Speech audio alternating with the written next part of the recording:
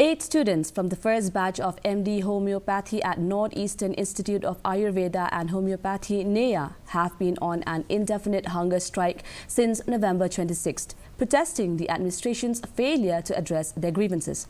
The demands include the non-payment of stipends for the past year, non-affiliation of their 3-year PG course with Neiah, and the lack of a mandated guide as per National Commission for Homeopathy regulations. One of the agitating students said that the director in charge and deputy director are reportedly in Delhi despite the ongoing crisis at the institute.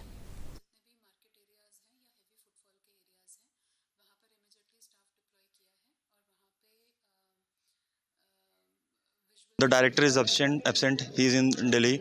The deputy director is in Delhi, and the in charge, who is supposed to be, is also not here. So our college, this college is running in just vain, in the air. Nobody is in charge here. Nobody seems to responsible here for anything.